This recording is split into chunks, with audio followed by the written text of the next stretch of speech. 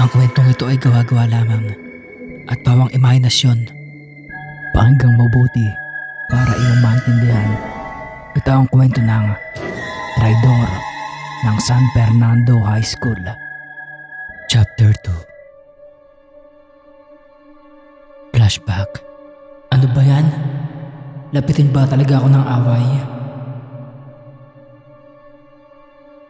At sabay-sabay tumingin ng tatlo na sina Mayor, Cringe at R kay Ali na may nakakalokong ngiti. At agad napadilat ang mata ni Ali at napasambit na lang. Pota, trip ako ng mga to ah. Okay ka lang tol?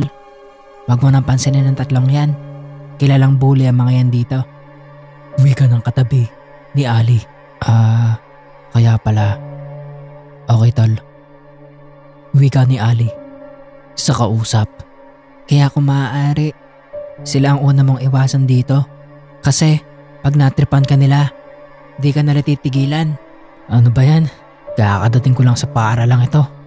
Ang ganda naman ng pa-welcome. May nantitrip agad. Oh my, hindi nila alam. Mas baangas ako sa kanila. Wikang sambit ni Ali sa kausap. By the way, ako nga pala si Dostol.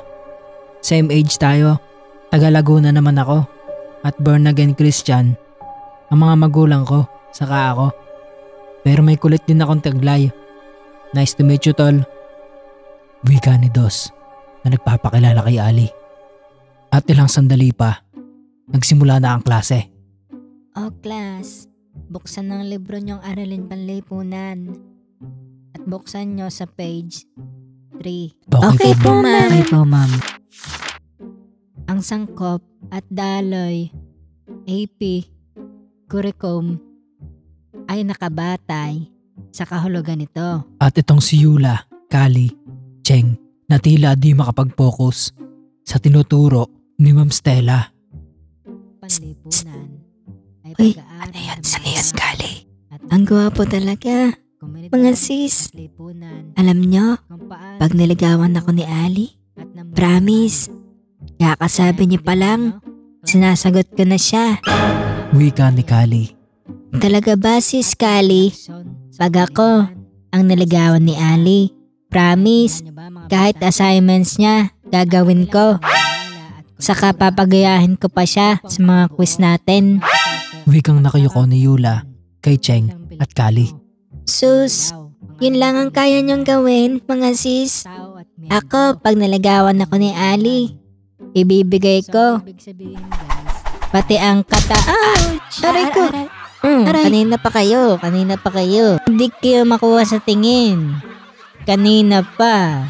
Alam niyo, kanina ko pa kayo tinitignan. Hindi kayo makuha sa tingin. Ikaw kasi, Yula eh. Payuko-yuko pa kayo, Yula. Kali. Si Yula, saka po kasi si Kali. Sorry po. Cheng, ano ba pinagchichismasan nyo? Kayo kasi sis. Ayun tuloy, nabato tayo. Tahimik na class. Pag yun nauulitin yung tatlo ha, makinig na kayo. At hiyang-hiya ang tatlo sa nangyari at umayos ng upo. At ilang sandali pa, 10 a.m. ng umaga, tumunog ang recess.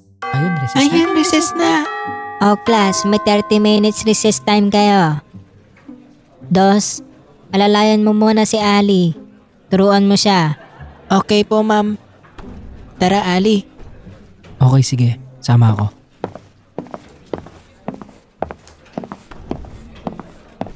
At sinamahan niya ni Dos itong si Ali papuntang kantin. Tol, ito yung kantin natin. Bale, ang pagkain dito ay pwede kang kumuha. Libre yan. Doon sa may bandang kanan, may lugawan. Pwede tayong pumila kung gusto mo. Sa may kaliwa naman, may kanin at lutong bahay na ulam. Kung gusto mo naman, kumain na rin tayo. Pwede, libre yan lahat. Huwag kang mag-alala tol. Kasama yan sa bayad ng mga magulang natin, kaya huwag kang mahiya. Wikang paliwanag ni Dos kay Ali. Libre pala lahat tol. Sa tingin ko gusto ko ng lugaw. Tara, lugaw tayo. Alright, samahan kita. Maglugaw na din ako. Wika ni Dos. habang naglalakad ang dalawa nang biglang, "Hoy! Psst! Hoy! Hoy! Halika nga rito, Transpiri!" Wika ni R na nasa kanang table habang kumakain ng lugaw kasama si Cringe at Mayor. Wag na wag kang lilingon, tol. Hayaan mo lang siya. Wikang sambit ni Dos. Okay, sige. Hoy, Transpiri! Wala ka bang tenga? Bobo lang? Wika ni R na nangaasar talaga.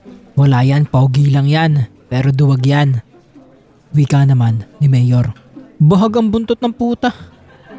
Wika naman ni Cringe. At dahil sa mga narinig ni Ali, nagpintigan tenga nito. At nang biglang, hamarap ito sa tatlo. Tol, wag. Pigilan mo sarili mo. Naloko na. At tuluyan nang hindi napigilan ni Dos itong si Ali na lumapit sa tatlo. Ano bang problema niya sa akin? 3 itlog na bully. Sabay hampas ni Ali sa lamesa ng tatlo. Hala, may away. At nagulat ang mga estudyanteng nakakakita. Puta, ang cool naman ng tropa ko na to. Siya lang ang nakagawa nito sa mga bully na yan. Wika ni Dos na natutuwa. Anong 3 itlog, bugok? Ikaw ang problema namin. May palag ka. Wikang sambit ni R kay Ali. Ano, palag? Wika naman ni Mayor. Okay, let's go. Palag ka na, boy. Wika naman ni Cringe. Hoy kayong 3 mga itlog. Kung gusto nyo ng gulo, wag dito. Pagbibigyan ko kayo. Ba't malakas ang loob mong kupal ka? Sige, mamayang hapon. 5:00. Pagkalabas natin. Sa may likod ng basketball court. Hintayin ka namin. Transpiri. Subukan natin yung angas mo. Sabay, umbang ni R sa balikat ni Ali. Tignan na lang natin, boy. At ito namang si Ali. Formang sasapak na.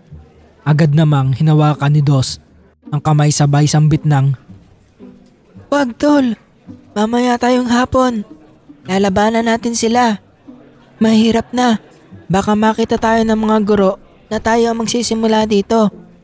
Kaya sundin na lang natin yung oras nila. Pumalag tayo mamayang 5:00. Wala namang makakakita sa atin ng mga guro doon.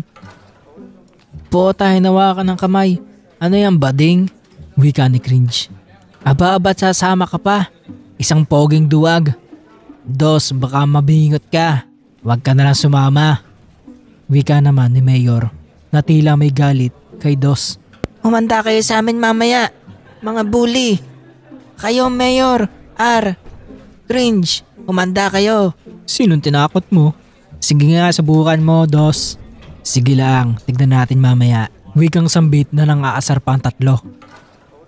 Sabay higop ni R ng lugaw niya na kulay itim na sa dami ng patis. Sa ilalim ng akasya habang kumakain ng 2 ni Dos at Ali ng lugaw. So anong balak natin mamaya? Kilala ko yung 3 na yan. Walang balak lumaban ng patas yan. Mga bully na yan. Hays. Wika ni Dos kay Ali. Di mo pa ako kilala, tol. Alam mo ba, kaya ako nalipat sa school na to. Ilang school na ang nagluwa sa akin nang dahil sa kalokohan ko. In short, barumbado ako. Takaw away. Ganun ba? Totoo ba, tol? Kaya pala pumalag ka sa mga yan kanina. Grabe ko ah. Di ko akalain. Yang anghel mong muka, may tinatago palang tapang. Wika ni Dos na tila ba nagulat sa sinabi ni Ali. Ako nang bahala mamaya. Sanay yata to sa rambulan. Kahit sabay-sabay pa sila. Itutuloy